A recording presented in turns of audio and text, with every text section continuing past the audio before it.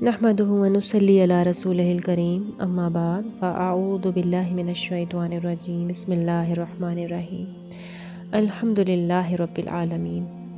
الحمدللہ کا مطلب ہے کہ تمام تر تعریف اور صرف اللہ کے لیے ہے، یعنی زمین و آسمان، سورج، چاند وغیرہ اور جو کچھ اللہ تعالیٰ نے اس کائنات میں پیدا کیا ہے، یہاں تک کہ انسان اور حیوان اور جو کچھ ہمارے ارد گرد ہے، یہ تمام نعمتیں جو اللہ نے ہمیں عطا کی ہیں، اور ہمارا اپنا جسم جو احسن تقویم پر پیدا کیا گیا، اور اللہ نے ہمیں اشرف المخلوقات بنایا، ان سب کے لیے اللہ کی تعریف اور شکر ہی الحمدللہ ہے۔ کیونکہ اگر کوئی انسان کوئی قابل تعریف کارنامہ سر انجام دیتا ہے تو اس پر بھی اسے اللہ ہی کا شکر گزار ہونا چاہیے، کیونکہ اس کام کو کرنے کی توفیق اسے اللہ نے دی ہے، اس لیے وہ تعریف جو ہے وہ اللہ ہی کی تعریف ہوگی۔ اسی طرح الحمدللہ کو افضل دعا بھی کہا گیا ہے، اور الحمدللہ میزان کو بھر دیتا ہے۔ اس لیے اللہ ہی وہ ہستی ہے جس کے لیے تمام تر تعریفیں ہیں اور شکر ہے، کیونکہ وہی تمام جہانوں کا رب ہے، وہی سب کا پالنے والا ہے، سب کا خالق اور مالک ہے۔ الرحمن الرحیم، بڑا مہربان، نہایت رحم کرنے والا ہے۔ رحمان وہ ہستی ہے جس کی رحمت بہت وسیع ہے، یعنی اس دنیا میں کافر اور مومن دونوں اس کی رحمت سے مستفید ہو رہے ہیں، اور آخرت میں وہ رحیم ہوگا، یعنی اس کی رحمت جو ہے آخرت میں صرف مومنین کے لیے خاص ہوگی۔ فَسَأَكْتُبُهَا لِلَّذِينَ يَتَّقُونَ، سورہ الاعراف میں اللہ تعالیٰ نے فرمایا میں وہ رحمت ان لوگوں کے لیے ضرور لکھوں گا جو اللہ سے ڈرتے ہیں۔ اللہم اجعلنا منہم۔ مالک یوم الدین، بدلے کے دن کا مالک ہے، یعنی اللہ تعالیٰ ہر شخص کو اس کے اچھے یا برے اعمال کے مطابق مکمل جزا اور سزا دے گا، کیونکہ تمام اختیارات کا مالک صرف اللہ ہی ہے۔ اس لیے کہا گیا کہ وہ بدلے کے دن کا مالک ہے، یعنی کہ قیامت کے دن کا مالک ہے، اور نیکیوں کا بدلہ اللہ تعالیٰ جسے چاہے گا بہت زیادہ بھی دے گا، لیکن برائی کا بدلہ اتنا ہی دیا جائے گا جتنی اس نے برائی کی ہوگی، اور یہ کہ کسی کے جرم کی سزا کسی اور کو نہیں دی جائے گی، اور کوئی مجرم کسی صورت بھی اس کی سزا سے نہیں بچ سکے گا۔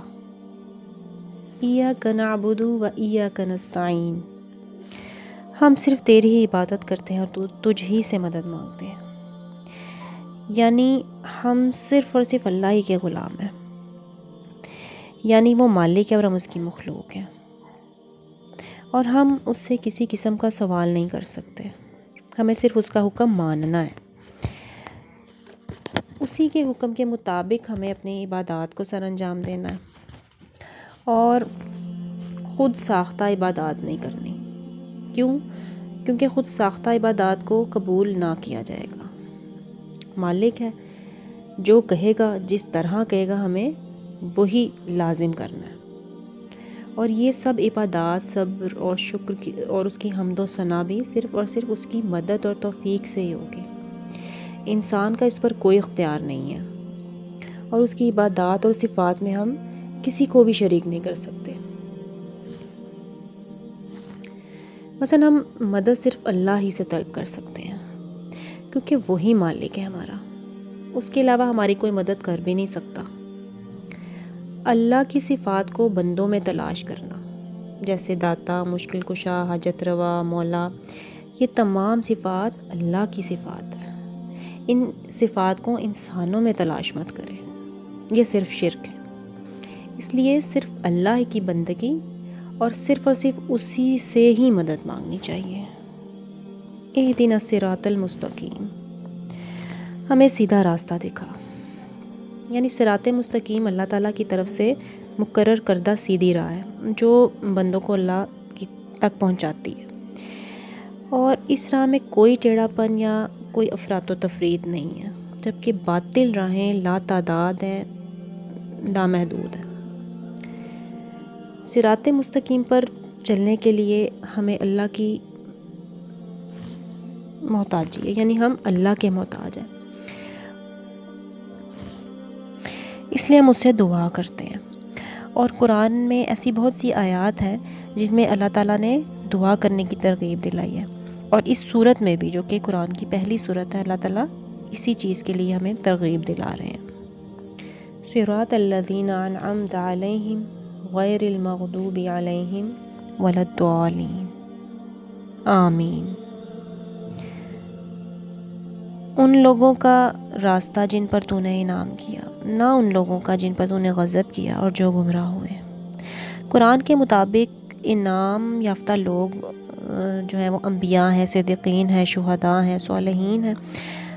جیسے سورۃ النساء میں آیت نمبر 69 میں اللہ تعالیٰ نے فرمایا کہ جو لوگ اللہ اور اس کے رسول صلی اللہ علیہ وسلم کی اطاعت کرتے ہیں وہ ان لوگوں کے ساتھ ہوں گے جن پر اللہ نے انعام کیا۔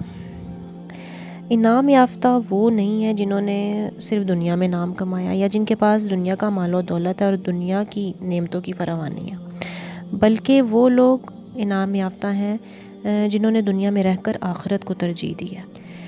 اس لیے اللہ سے دعا ہے کہ اللہ ہمیں ان لوگوں کے راستے پر نہ چلانا جن پر تو نے غضب کیا، اور ان غضب سے مراد یہود ہے جو گناہ کے کاموں پر دلیر ہو گئے تھے اور انہوں نے شرک کیا، یعنی حضرت عزیر علیہ السلام کو اللہ تعالیٰ کا بیٹا کہا، نعوذ باللہ، اور حرام اور حلال میں فرق نہ کیا۔ اور ضالین سے مراد عیسائی ہیں جو بھٹک گئے تھے، یعنی انہوں نے بھی شرک کیا اور حضرت عیسیٰ علیہ السلام کو اللہ کا بیٹا کہا، نعوذ باللہ، اور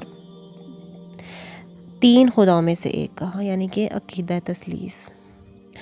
اب جو صراط مستقیم پر چلنا چاہتا ہے اسے چاہیے کہ یہود و نصارہ کی پیروی نہ کرے، لیکن بدقسمتی سے ہم ان لوگوں کی تقلید کرتے ہیں، ان کی پیروی کرتے ہیں اور اس میں کوئی کسر نہیں چھوڑتے اور فخر سمجھتے ہیں اور اپنی سنت رسول صلی اللہ علیہ وسلم کو بھول جاتے ہیں۔ اللہ تعالیٰ ہمیں ہماری سنتوں کو زندہ رکھنے کی توفیق عطا فرمائے۔ اس صورت کے آخر میں آمین کہنے کی نبی صلی اللہ علیہ وسلم نے بڑی تاکید کی اور بہت فضیلت بیان فرمائی ہے، اس لیے امام اور مقتدی ہر ایک کو آمین کہنی چاہیے۔ اور حضرت محمد صلی اللہ علیہ وسلم جوہری نمازوں میں اونچی آواز میں آمین کہا کرتے تھے، اور صحابہ کرام رضی اللہ تعالیٰ عنہ بھی، حتیٰ کہ مسجد گونج اٹھتی تھی۔ اور آمین کا کیا مطلب ہے؟ آمین کا مطلب ہے اللہم استجب لنا، اے اللہ ہماری دعا قبول فرما۔ اور ایک اور حدیث کے مطابق آپ صلی اللہ علیہ وسلم نے فرمایا، جب امام ولا الضالین کہے تو تم آمین کہو، جس کی آمین فرشتوں کی آمین کے موافق ہو گئی اس کے پہلے گناہ بخش دیے جائیں گے۔